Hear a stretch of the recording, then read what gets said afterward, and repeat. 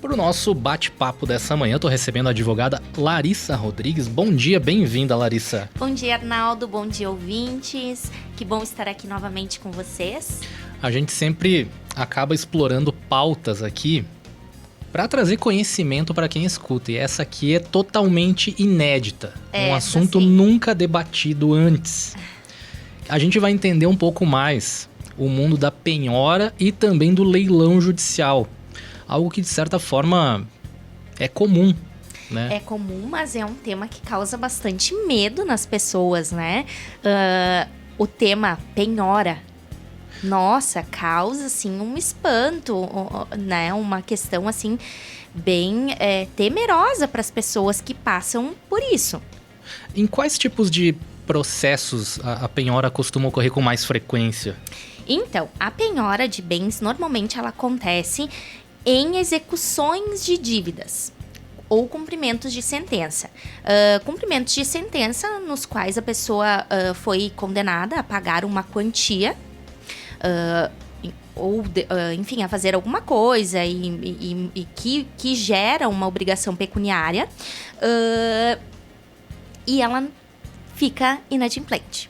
Né? Então, essa seria a situação de um cumprimento de sentença. A pessoa foi condenada a pagar aquela quantia, não pagou. Mas o mais comum, vamos dizer assim, o mais rápido para a gente chegar na penhora de bens é quando há uma execução de dívida. Certo. Nessas situações, a gente tem a penhora clara e evidente, assim, se a pessoa ela não apresenta defesa, ela não vem interpor, né, os recursos ali, os meios legais de defesa dentro daquele procedimento de execução, certamente vai ter uma penhora. A penhora, e não necessariamente a penhora, ela precisa ser sobre um bem imóvel, né? A penhora, primeiro, inclusive isso está na nossa legislação, ela deve observar inicialmente a penhora em dinheiro. Então, o que acontece? Penhora de conta bancária. Certo. De todas as contas bancárias da pessoa. Ah, mas é uma conta salário. Ok, vai ser desbloqueado, né? Porque conta salário, nesse exemplo, ela não pode ser penhorada, né? Tá na legislação que não pode. Mas quando o juiz faz a penhora, ele não sabe que é uma conta salário, ele não sabe a origem daquele valor, se é impenhorável ou não. Então, ele bloqueia tudo que tem em nome da pessoa, né? De contas bancárias. E aí, cabe a pessoa vir e dizer para o juiz, olha, aqui não poderia penhorar, desbloqueie. Superada essa fase, né, de penhora em dinheiro, aí sim, aí a gente vai para penhora de bens móveis, veículos e imóveis. Que é aquele medo, vamos dizer assim, de todo mundo que tem um financiamento. Todo mundo que tem um financiamento, com certeza tem medo que este imóvel vá deixando de pagar as prestações, esse imóvel vá ser leiloado, né? Porque aqui, Arnaldo, até já adiantando um pouco a pauta, quando a gente fala em leilão, né, em penhora, a gente tem duas situações, que é o leilão judicial, que é essa situação que a gente está tratando aqui agora, né, de execução, de dívida e tudo mais, mas a gente também tem a figura do leilão extrajudicial. E é aí que mora o perigo dessa situação dos financiamentos bancários. Porque o que acontece? A gente tem uma legislação específica que autoriza o credor fiduciário, no caso o banco, a retomar o imóvel, né? Se a pessoa fica inadimplente, retoma o imóvel e faz a chamada consolidação da propriedade. Fazendo a consolidação da propriedade, o que isso significa? Que aquele imóvel financiado que estava em nome da pessoa, mas tendo como credor fiduciário o banco, passa a ser somente do banco.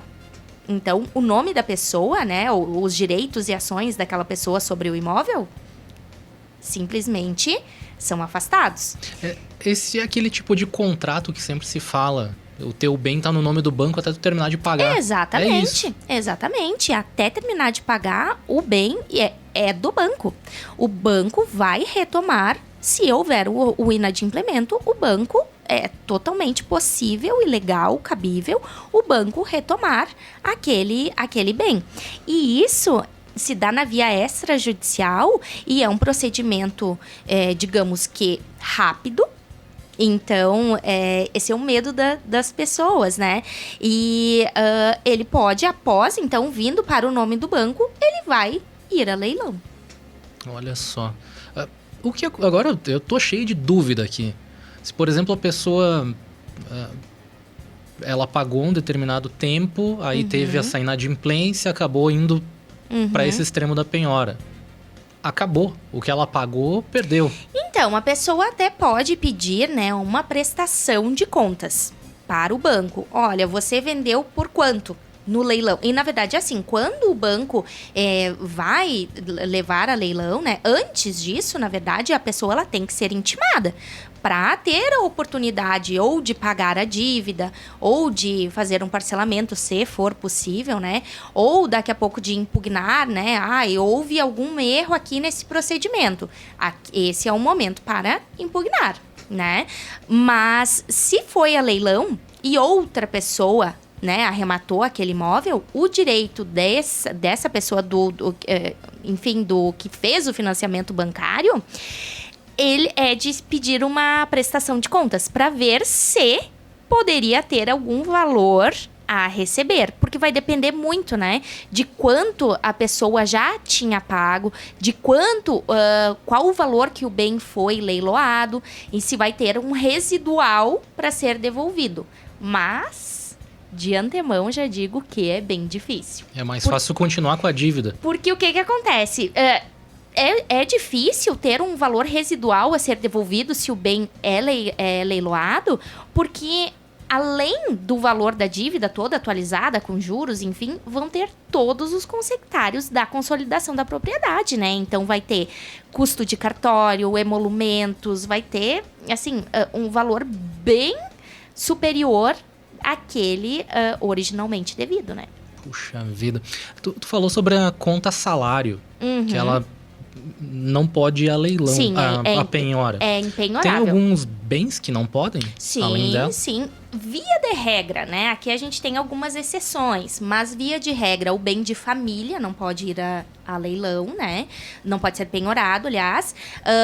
Que é aquele bem que a pessoa tem e mora com a sua família, não tem mais nada, né, no nome, mas tem algumas exceções, né? Mas, via de regra, vamos utilizar aqui o bem de família como impenhorável, proventos de salário também não podem, proventos de aposentadoria ou de benefícios outros, né, previdenciários, não podem. Também as questões ali de trabalho, né, bens de trabalho, por exemplo, um veículo que é utilizado para trabalho, entre outros acessórios, enfim, né, de trabalho e questões, alimentos, roupas, né, também não podem. Perfeito. Só que é isso, né, Arnaldo? Essa questão ali dos valores, especialmente, né?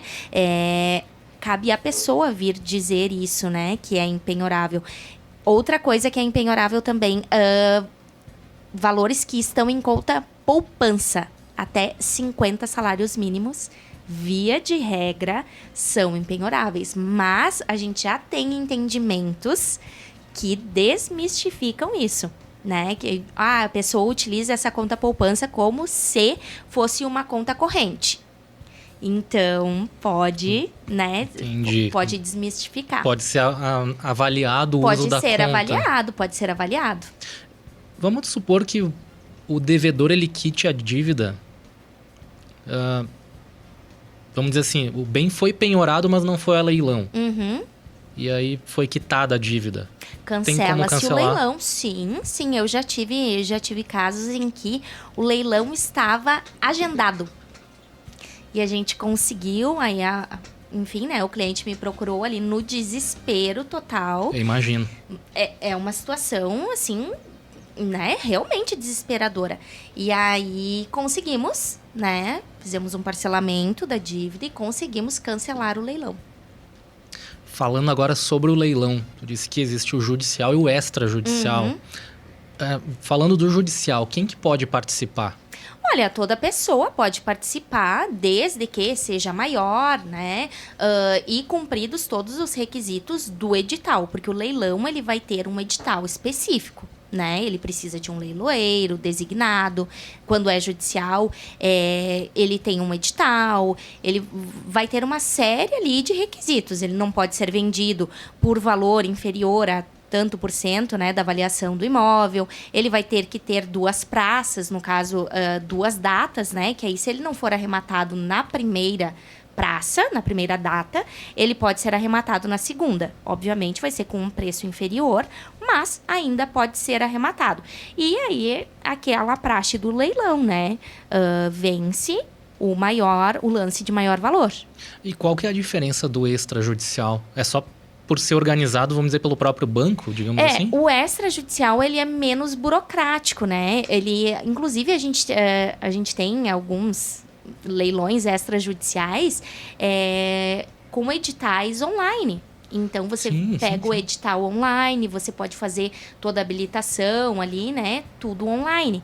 Então, claro, tem que ler. A minha dica vai comprar um imóvel em leilão, leia atentamente o edital e pesquise muito sobre aquele imóvel. Matrícula atualizada, certidões, outra questão muito importante que às vezes as pessoas não se atentam para isso, mas é uma questão de extrema relevância, né? Considerando os casos e problemas que chegam para mim. Pesquisar o nome daquele antigo proprietário, ou, enfim, da pessoa que havia financiado, né? Ainda não era o efetivo proprietário, mas daquela pessoa. Por quê? Porque, às vezes, podem ter outras disputas já envolvendo aquele imóvel. Por exemplo, a pessoa havia alugado o imóvel e o inquilino não devolveu. Então, tem uma ação de despejo em andamento. Isso não vai constar ali, via de regra, né, na matrícula do imóvel. Então, cabe ao adquirente fazer toda uma busca para realmente não ter dor de cabeça depois. Seria uma situação muito estranha, né? Uhum. Agora, pensando assim, difícil de resolver. Uma que chegou, inclusive, ao meu escritório. Exatamente essa situação. Que é, por exemplo, arrematei, no caso, meu imóvel, chega lá, tem que dar uma ordem de despejo. Não, já com processo em andamento, enfim, despejo, que aí, obviamente, né, ocorreu a consolidação da propriedade, então essa pessoa não é mais a proprietária, mas, de qualquer forma, enquanto ainda estava, tem aqueles valores de aluguel para receber. Então, são situações, assim, bem diversificadas, mas que podem acontecer. Então, por isso que é importante o adquirente fazer uma busca também em nome daquele proprietário. Do antigo proprietário, né? Ou, enfim, futuro proprietário, para verificar se existem disputas sobre o imóvel. Tu diria que esses são os maiores cuidados que a gente tem que ter? São os maiores cuidados. E também verificar, né, a questão ali, então, do edital, verificar se há algum procedimento de nulidade que possa causar algum problema, né, na questão ali do leilão, um vício formal. Então, assim, realmente a gente sabe que as pessoas compram imóveis em leilão para fins de investimento. E, realmente, para fins de investimento é um ótimo negócio. Mas precisam ser tomados muitos cuidados, né? De pesquisas prévias, de análise de documentos, para a pessoa realmente não ter um problema futuro. Que ótimo. Foi uma aula, viu? Uma aula. Tema bastante extenso, né, Arnaldo? Então, acredito que precisaremos falar mais vezes sobre o assunto, mas eu fico à disposição dos ouvintes, caso tenham outras dúvidas, né, para a gente tratar a respeito. Lá no Instagram você pode falar com a Larissa. LGR_Rodrigues. @LGR_Rodrigues. Ficou alguma dúvida sobre esse tema?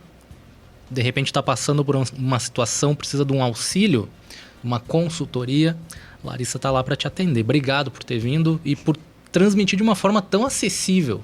essas obrigada, informações. Arnaldo. Espero que eu tenha me feito entender, porque como é um assunto mais complexo, né? E para nós que atuamos nessa área já é uma situação assim mais comum. Às vezes a gente fica com receio de não ter sido compreendido, né? Mas que bom, então, que deu para o pessoal entender. E eu fico à disposição, caso tenham outras dúvidas. E retornarei novamente para falarmos mais, então.